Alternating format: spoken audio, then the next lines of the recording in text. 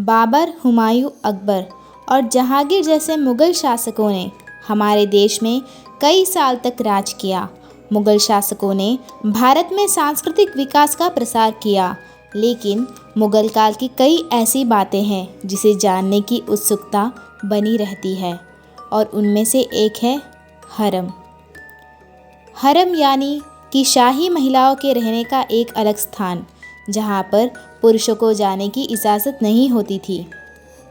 प्राचीन काल से ही इसका जिक्र हमें समकालीन स्रोतों में मिलता है। हरम अरबी भाषा का शब्द है जिसका मतलब होता है छिपा हुआ स्थान। समय के साथ साथ इसका प्रयोग महिला कक्ष के लिए होने लगा। हिंदी में हरम का मतलब महल सरा, संस्कृत में अंतपुरा होता है। अबुल फजल ने अकबरनामा और आईने-ए-अकबरी जैसी प्रसिद्ध पुस्तकों की रचना की। अबुल फजल ने आईने-ए-अकबरी में हरम का जिक्र किया है, लेकिन उन्होंने इसके लिए स्पिस्तान-ए-इकबाल शब्द का प्रयोग किया है। अबुल फजल अकबर के नवरत्नों में से एक रत्न थे। प्रमुख मुग़ल बादशाह बाबर से लेकर बहादुर शाह जफ़र तक के हरम स्थापित किए, लेकिन मुग़ल हरम का सही रूप अकबर से शुरू हुआ, जो जहांगीर के समय में अपने चरम पर पहुंचा। हालांकि औरंगज़ेब के साथ ही मुग़ल हरम अपनी पहचान खोता चला गया, क्योंकि इसके बाद मुग़ल शासन का पतन हो चुका था। मुग़ल काल में कई जगहों पर शाही हरम थे, जैसे दिल्ली, आगरा, फतेहपुर सिकरी और लाहौर। इसके अलावा अहमदाबाद, बुरहानपुर, दौलताबाद, मांझू और श्रीनगर में भी हरम स्थापित किए गए थे। अबुल फजल की किताब के मुताबिक शहंशाह अकबर के हरम में 5000 महिलाएं थीं। हालांकि इससे पहले के दो बादशाहों के समय में ये संख्या 300 और 400 से ज़्यादा नहीं थी, लेकिन औरंगज़ेब के समय में हरम में महिलाओं की संख्या बहुत कम थी। शाही हरम के लिए भी एक प्रशासकालीन व्यवस्था थी। इस व्यवस्था के लिए ज़्यादातर महिलाएं होती थी।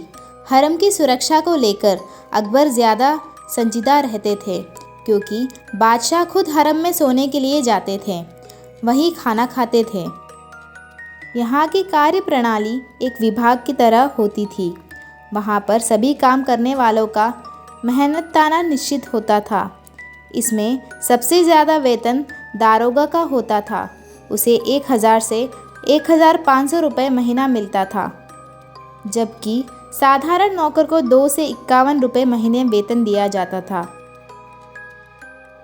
हरम पर कब कब कितना खर्चा हुआ इसका हिसाब खजांची रखता था। वहीं अगर हरम में किसी नौकर को ज़्यादा पैसे की ज़रूरत होती थी तो वो हविलदार से संपर्क स्थापित करता था। फिर हविलदार खजांची को खत भेजता था। उसके बाद नौकर को ज़रूरत के आधार पर पैसा दिया जाता था। शाही हरम की सुरक्षा इतनी चाक चौबंद होती थी कि परिंदा भी पर नहीं मार सकता था। अबुल फजल के मुताबिक हरम की सुरक्षा सख्त रहती थी। अबुल फजल की किताब के अनुसार शाही हरम में 5000 से ज़्यादा महिलाएं रहती थी। अकबर ने महल को कई कक्षों में बांट रखा था और हर कक्ष विशेष पहरे में रहता था। शाही हरम के अंदर सबसे विश्वास पात्र महिलाएं सुरक्षा कर्मियों की तैनाती होती थी, जबकि हरम के पास में किन्नर की टुकड़ी तैनात रहती थी। बता दें कि उस समय किन्नर हथियार चलाने में भी निपुण होते थे। जो किन्नर सुरक्षा के लिए रखे गए थे वो किसी भी योद्धा को मारने की क्षमता रखते थे।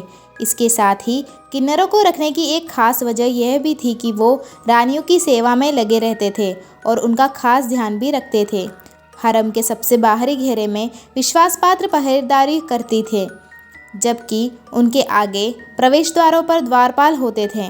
हरम की दीवारों के बाहर एकल सिपाही और दूसरी सैन्य टुकड़ी गश्त लगाया करते थे। इसके अलावा अकबर खुद भी हरम की निगरानी रखते थे। हरम जितना शाही था उससे कहीं ज़्यादा हरम में कड़े नियम थे। हरम के अंदर रहने वालों को बाहर जाने की अनुमति नहीं थी। अगर किसी वजह से बाहर जाना भी पड़े तो उन्हें पर्दा रखना ज़रूरी होता था। हालांकि हरम के अंदर किसी भी चीज़ की कमी नहीं थी। कई आराम देने वाली सुविधाएं थी। यूरोपियन यात्री ब्रनियर और मनुकी ने भी अपने रचनाओं में शाही सुविधाओं का जिक्र किया है। उनकी रचनाओं के मुताबिक हरम के अंदर मौजूद महिलाओं को शाही सुविधाएं मिलती थी। यहाँ की महिलाएं महंगे कपड़े, महंगे जेवर पहना करती थी। इनके कक्ष बड़े आरामदायक होते थे। इनका खाना शाही रसोई में बनाया जाता था। गर्मियों में ठंडे पानी की विशेष व्यवस्थाएं भी होती थी। जब शाही हरम की महिलाओं को बाहर जाने की इजाज़त नहीं थी तो उनका ज़्यादातर वक्त हरम में ही बीतता था। ऐसे में सवाल यह है कि वहाँ की महिलाओं का मनोरंजन कैसे होता था। हरम में महिलाओं के मनोरंजन के लिए पूरे प्रबंध किए जाते थे। वैसे तो हरम की महिलाएं अपना ज़्यादातर समय सजने संवरने में बिताती थी। हरम के अंदर नाचने वाली और गाने वाली अनेक महिलाएं होती थी। हरम के अंदर किताबें भी रखी होती थी। इसके अलावा हरम की महिलाएं स्थापत्य कला, बाग लगाना और व्यापारिक गतिविधियों में हिस्सा लेती थी। मुगलकालीन महिलाओं का सारा जीवन शहंशाह के प्रभाव में ही कटता था। हरम की सभी महिलाओं की स्थिति एक जैसी नहीं थी। उनकी स्थिति और स्तर शहंशाह ही निश्चित करते थे। बादशाह की पत्नियों में सभी के लिए सम्मान की बात होती थी। पहले बेटे को कौन जन्म देगा, क्योंकि उस रानी का हरम में सम्मान बढ़ जाता था। हरम में किसी की मौत होने से पहले ही जो महिला बीमार होती थी उसे बीमार खाने भेज दिया जाता था। हालांकि शाही महिलाओं के लिए ऐसा नहीं किया जाता था। हरम में अगर किसी महिला की कोख से बच्चा पैदा नहीं होता था तो वो दूसरी महिला का बच्चा गोद ले सकती थी।